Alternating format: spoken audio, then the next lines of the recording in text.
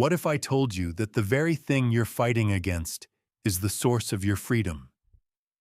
You see, we've been taught all our lives to grasp, to control, to bend reality to our will. But here's the thing. The universe doesn't respond well to being clutched in a tight fist. Think about it. The harder you squeeze water, the faster it escapes between your fingers. The more desperately you chase happiness, the more elusive it becomes. Let me tell you something. Surrender is not weakness. It's not giving up.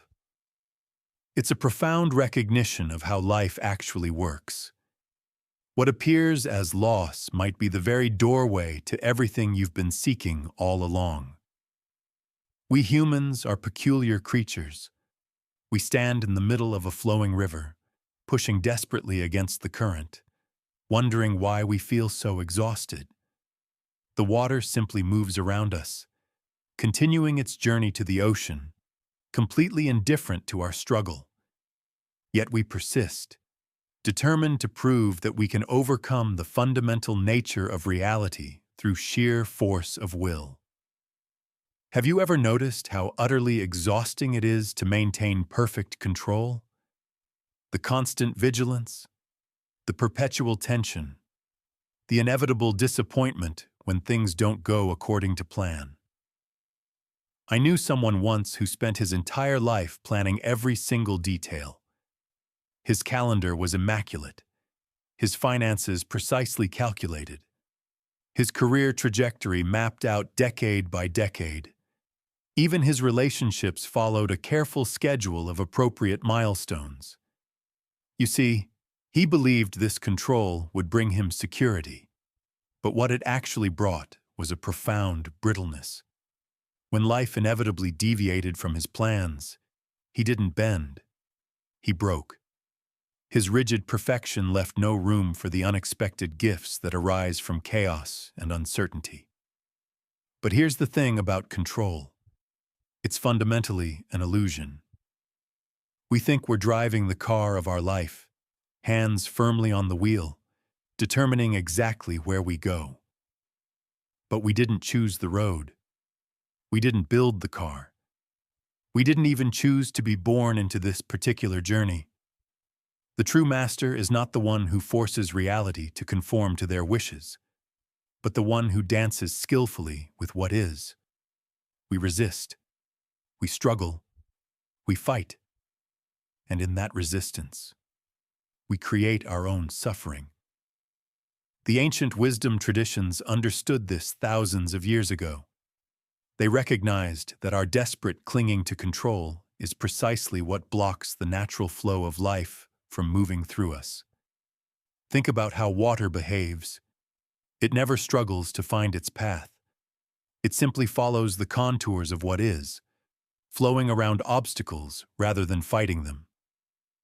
And in that effortless surrender to reality, it becomes one of the most powerful forces in nature, carving canyons through solid rock not through force, but through gentle persistence. Have you ever watched small children at play?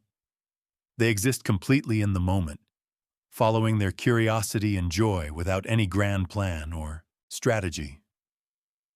There's a wisdom in that natural state before we learn to overthink everything, before we develop the illusion that happiness comes from arranging all the external pieces of life in some perfect configuration. I'm not saying we should abandon all planning or responsibility, but perhaps there's a middle path that honors both intention and surrender. You know, it's quite funny when you think about it.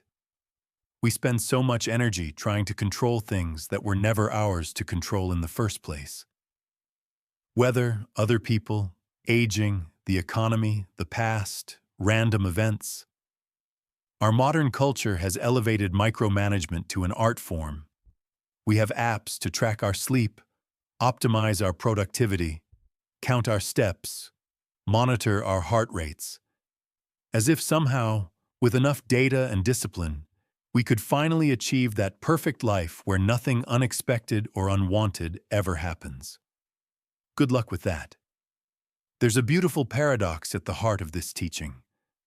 The moment you stop fighting reality is the moment you gain true power. Not the power to control external circumstances, but the infinitely more valuable power to remain centered regardless of circumstances, to flow with life rather than against it, to discover that you are not just the tiny leaf being tossed about in the storm, but also the wind itself, the storm itself, the vast sky in which it all unfolds. I believe there are three fundamental ways we can surrender that transform our experience of being alive. Three doorways to that paradoxical freedom that comes not from imposing our will, but from aligning with a deeper current. Three surrenders that don't diminish our power, but magnify it in ways our controlling mind cannot comprehend. Before I share these three paths with you, let me ask you something. What if everything you've been seeking through control could actually be found through surrender? What if the path to true security isn't through forcing reality to comply with your demands, but through developing the flexibility to dance with whatever arises? What if your resistance to life as it is has been the very thing blocking the natural abundance, peace, and fulfillment that is your birthright? 1. Surrendering to what is. This first form of surrender is the foundation upon which all other freedoms are built. It begins with a radical acceptance of reality exactly as it exists in this moment. Not as you wish it would be.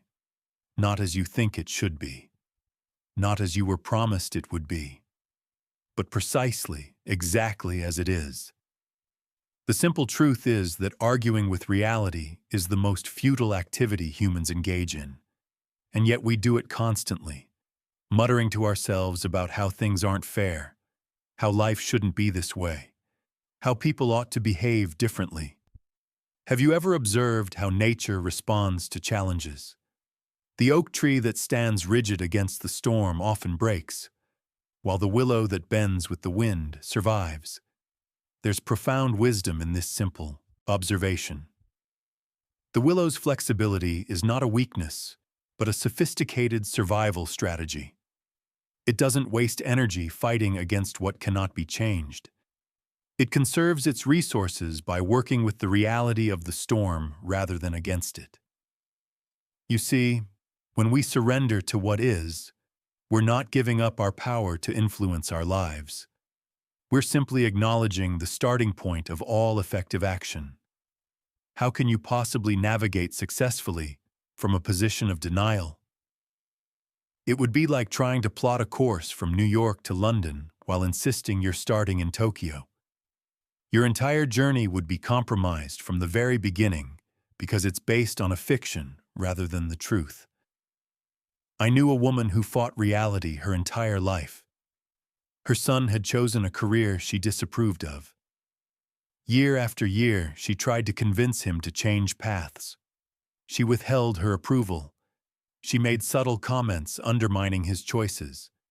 She sent him articles about more respectable professions. She introduced him to her friends' children who had followed the paths she preferred. For 20 years, this continued, creating a widening gulf between them.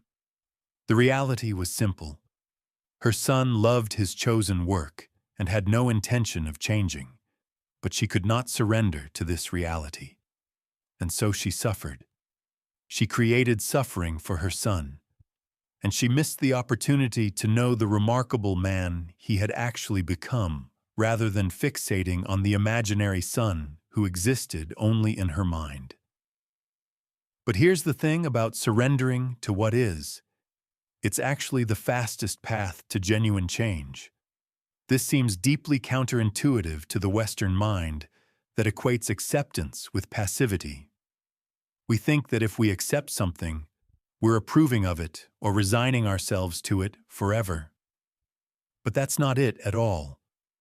Acceptance is simply the clear recognition of truth, and you cannot transform what you refuse to see clearly. Think about water for a moment. Water perfectly accepts the shape of whatever container it's poured into. It doesn't resist being in a square jar versus a round bowl. It doesn't complain that it would rather be in a crystal vase than a plastic cup. It simply takes the shape of what is, and yet, over time, that same water can carve through solid rock, reshaping landscapes and creating grand canyons. Acceptance is not weakness. It's the prerequisite for meaningful change. When you surrender to what is, you stop wasting your precious life energy fighting against the immovable walls of reality. Instead, you can redirect that energy toward flowing around obstacles, finding new pathways forward, or transforming what actually can be transformed. The Serenity Prayer captures this wisdom perfectly. Grant me the serenity to accept the things I cannot change, the courage to change the things I can, and the wisdom to know the difference. Most of us get stuck because we lack that final element. The wisdom to discern between what must be accepted and what can be transformed. We confuse surrender with giving up. You confuse acceptance with approval. This misunderstanding keeps us trapped in cycles of unnecessary suffering, raging against realities that simply are. The past, the weather, other people's choices, our own aging bodies, the fundamental impermanence of all things. These are the immovable walls. When we surrender to them, we don't become passive victims. We become liberated realists, capable of working skillfully with the actual materials of our lives rather than the fantasy materials we wish we had. 2. Surrendering the self. This second surrender goes deeper, challenging our most cherished illusion, the separate, solid, continuous self we think we are. From earliest childhood, we construct an identity, a story about who we are that feels like the absolute center of the universe. We guard this story fiercely, spending enormous energy maintaining and defending it against all threats. We say, I am this kind of person. I could never do that. I always prefer this. I would never say such a thing. You see, the ego loves these rigid boundaries, these fixed definitions. They create the comforting illusion of solidity in a constantly changing universe. But they also create tremendous suffering, because reality doesn't respect these artificial boundaries. Life has a way of putting us in situations that challenge every fixed idea we have about ourselves. And when our experience contradicts our self-image, we often choose to deny the experience rather than update the image. The ego demands consistent behavior to maintain its story. The ego insists on being right even when being right causes pain.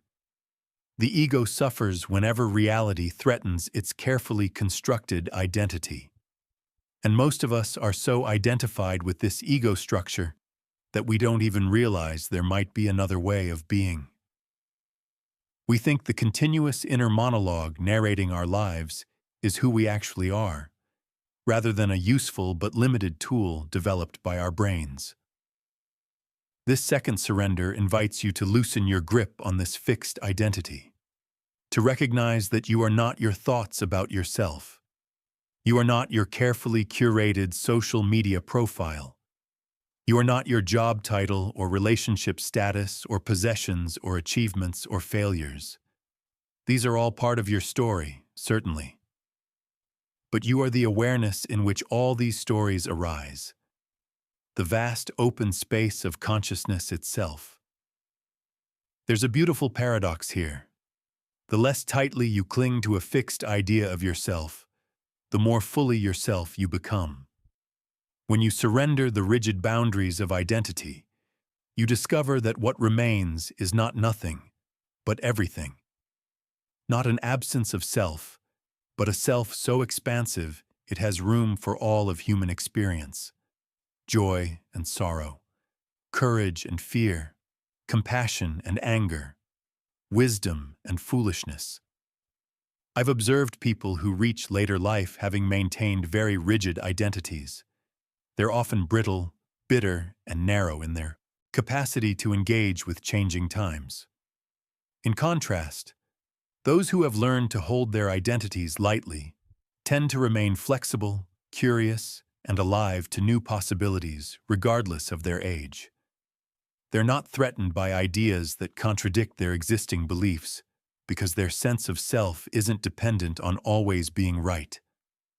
They can admit mistakes without shame because their worth isn't tied to perfection.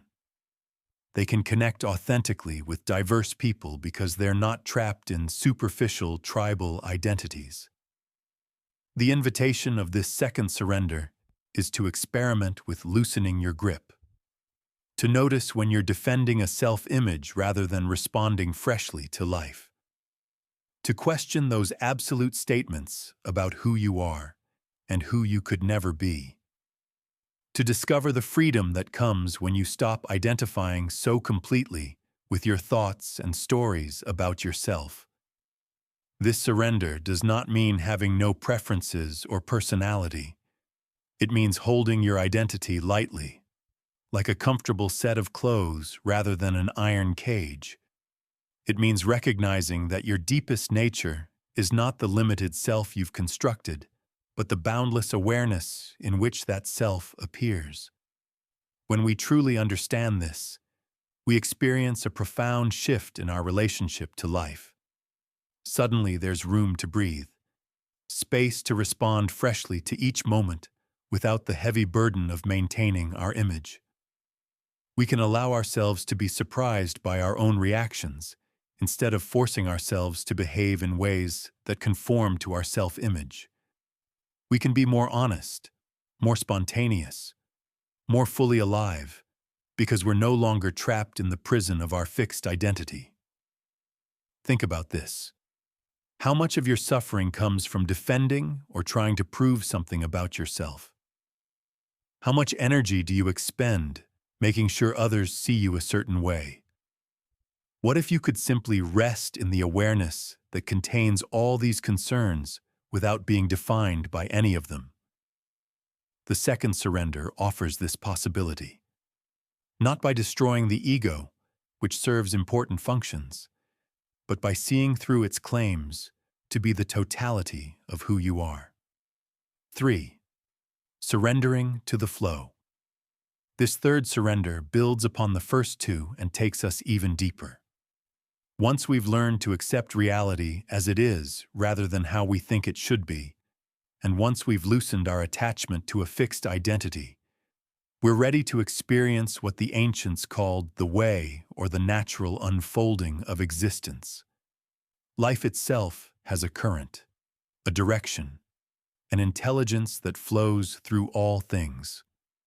We can feel it in those rare moments when everything seems to happen effortlessly, when synchronicities appear, when we act from intuition rather than calculation and discover later how perfect that action was.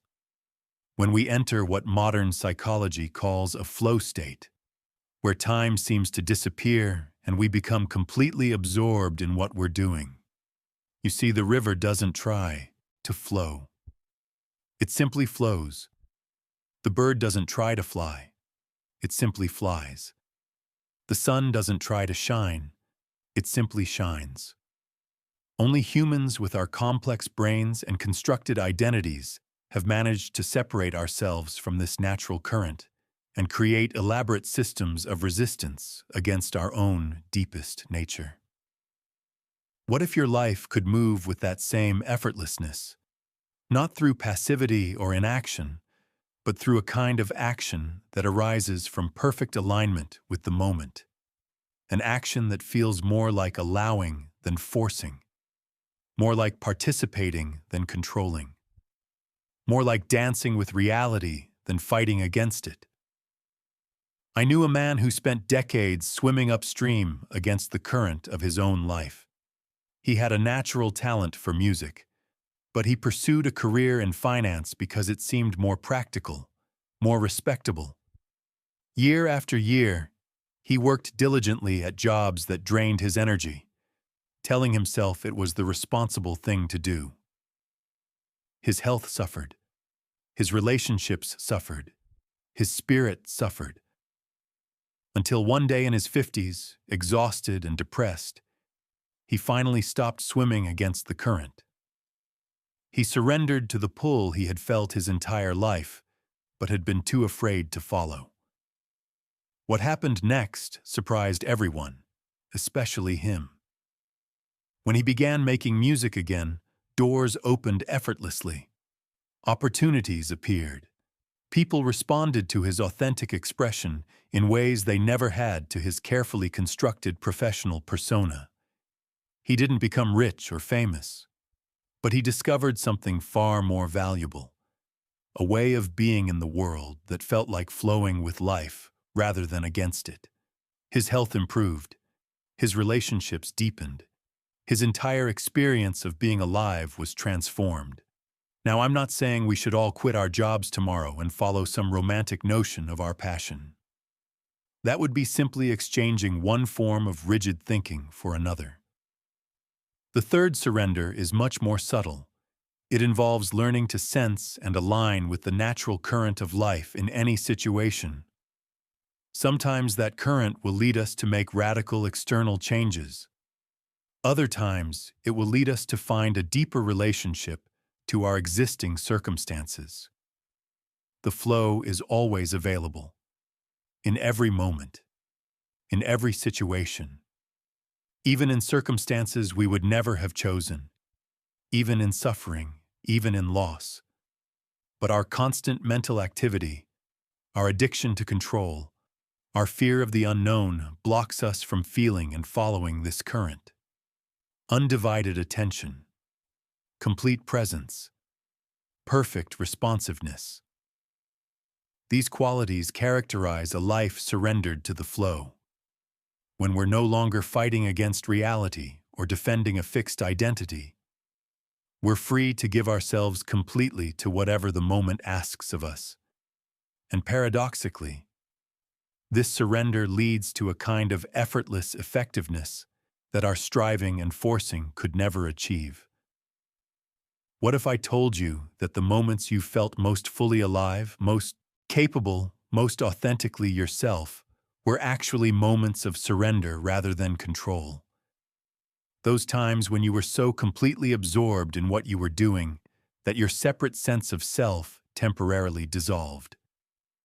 The musician lost in the music, the athlete in the zone, the lover completely present with the beloved, the parent in perfect attunement with their child, the artist surrendered to the creative process. These peak experiences that we treasure are actually glimpses of what a life fully surrendered to the flow might be like. Not a constant state of bliss, but a constant participation in the actual current of life rather than the mind's idea of how life should be. You know, it's almost comical how the Western mind has made a virtue of struggle.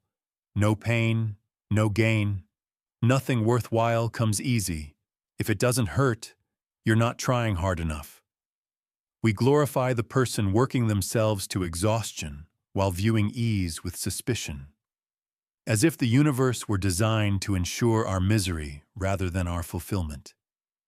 As if fighting against the current were somehow more noble than flowing with it. What a peculiar notion when you really think about it. When we look at these three surrenders together, we begin to see how they form a single, coherent path. Surrendering to reality as it is frees us from the exhausting fight against what cannot be changed. Surrendering our fixed identity opens us to the vastness of our true nature beyond the limited ego self, and surrendering to the flow allows us to participate in the inherent intelligence of life itself, acting with an effortless effectiveness that our controlling mind could never achieve through force. This is not a path for the faint of heart. It requires courage to face reality exactly as it is without the buffer of our comfortable illusions. It requires humility to question our most cherished ideas about who we are. And it requires profound trust to allow ourselves to be moved by a current we cannot control or even fully comprehend with our rational minds. But for those willing to experiment with these surrenders, even in small ways, the rewards are beyond what most of us can imagine from within our current paradigm of control. There's a reason why the great wisdom traditions across cultures and throughout history have all pointed towards some version of this path. They recognized a fundamental truth about human experience that our modern society has largely forgotten. The more you surrender, the more life flows. Let me return to the water metaphor we began with. Remember how I said that the harder you squeeze water, the faster it escapes between your fingers. Now we can understand this simple observation at a much deeper level. Water teaches us about the wisdom of surrender not as a concept, but as a lived reality. Water never struggles yet accomplishes everything. It nourishes all life while clinging to nothing. It adapts perfectly to any container, yet remains essentially unchanged in its nature. It carves through mountains not through force, but through consistent yielding. What we discover as we practice these three surrenders is a profound paradox at the heart of human experience. In surrender, you find true power. In letting go, you gain. In yielding, you become invincible. This is not spiritual poetry or metaphysical speculation. It is practical wisdom confirmed by direct experience. When we stop wasting our limited energy fighting against what is, defending who we think we are, and resisting the natural flow of life, we discover resources within ourselves we never knew existed. I knew someone who had lost everything that seemed to matter. Career destroyed by circumstances beyond their control. Relationship ended painfully. Health compromised. Financial security gone. By conventional standards, it was a complete catastrophe. And initially, they responded as most of us would, with resistance, denial, anger, desperate attempts to regain control and rebuild what had been lost. But something remarkable happened when they finally exhausted themselves through this struggle. There was a moment of complete surrender, not giving up in despair, but a profound acceptance of reality exactly as it was. And in that acceptance, they discovered something unexpected. A sense of freedom they had never known before, with nothing left to lose, nothing left to protect, nothing left to prove. They found themselves strangely liberated. They began to notice simple pleasures they had been too busy to appreciate before. They discovered genuine connections with others unmediated by status or role. They found a depth of resilience they never knew they possessed. This freedom did not come from regaining control. It came from surrendering the illusion of control.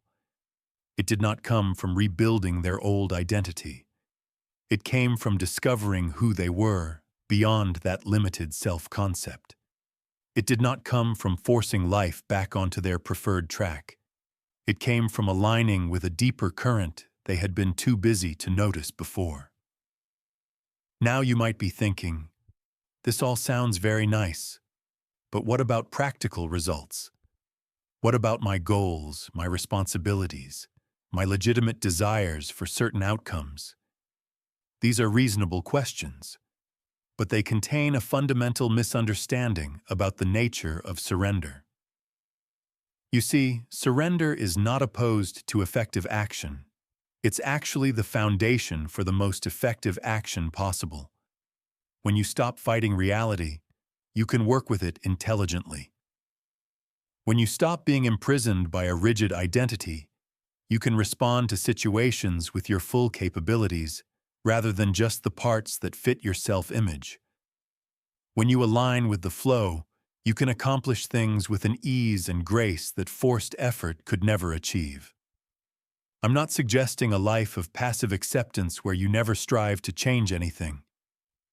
I'm pointing to a different quality of engagement with life, one where your actions arise not from resistance, fear, and control, but from acceptance, authenticity, and alignment. And paradoxically, this shift often leads to far better outcomes than our ego-driven striving ever could. But here's the thing. Even if it didn't, the quality of your experience would be transformed. The leaf doesn't fight its fall from the tree. It surrenders completely to the wind, creating a beautiful dance on its way to the ground. Its surrender doesn't prevent the fall, but it transforms what could be merely an ending into a moment of exquisite beauty and grace. What if your challenges could be like that? Not problems to be eliminated, but opportunities for a kind of surrender that reveals unexpected beauty and meaning. I know many of you are afraid of what might happen if you truly surrendered. If you stopped fighting reality. If you loosened your grip on your carefully constructed identity. If you aligned with a current larger than your individual will. There's a common misconception that surrender means being passive, weak, a doormat for others to walk over. But this misunderstands the very nature of genuine surrender. True surrender requires immense courage. The courage to face reality exactly as it is without the buffer of denial. The courage to question your most cherished ideas about who you are. The courage to trust a process you cannot control. This is not weakness. This is not passivity. This is the ultimate strength. The strength to remain open and responsive in a world of constant change rather than rigid and brittle. Think about it. What are you actually in control of right now? Your next thought? Your bodily functions? The feelings that arise in response to these words? The actions of others? The events in the world? The weather? The economy? The past? The future? When we really look closely, we discover that most of what we think we control is actually happening on its own. Our sense of being the controller is largely an illusion created by our thinking mind. Surrender to what is. Surrender who you think you are. Surrender to the flow. These three gateways to freedom are not separate paths, but different aspects of a single profound shift in how we relate to life. A shift from resistance to acceptance, from contraction to openness, from isolation to connection, from forcing to allowing. I have found in my own experience that the moments of greatest clarity, peace, effectiveness, and joy have all been moments of surrender rather than control. Moments when I stopped fighting against reality and simply allowed myself to be fully present with what is. Moments when I loosened my grip on fixed ideas about myself and discovered a more expansive identity beyond my usual limitations. Moments when I aligned with a current larger than my individual will and found myself moved by a wisdom greater than my thinking mind. What if I told you that everything you've been seeking through control has actually been waiting for you on the path of surrender, the security, the fulfillment, the belonging, the meaning, the aliveness, not as some future reward to be attained, but as your birthright to be recognized here and now when you stop blocking it through resistance. The water that slips through your clenched fist will support your entire body when you surrender to it and relax. The happiness that eludes your desperate grasp reveals itself naturally when you stop chasing it and simply allow yourself to be fully present. The freedom you seek is not found in controlling more and more of life, but in surrendering more and more deeply to the life that is already flowing through you. What appears as loss in surrender is actually the release of burdens you were never meant to carry. The exhausting effort to maintain control over what cannot be controlled. the limiting identification with a small fraction of who you truly are, the unnecessary struggle against the very current designed to carry you home. We began by considering the paradox that the more you surrender, the more life flows. Now perhaps you can see that this is not really a paradox at all, but a fundamental truth about the nature of reality. The flow of life is already happening. It has never stopped. We have simply been too busy swimming against the current to notice the profound support that has been carrying us all along. Let me tell you something.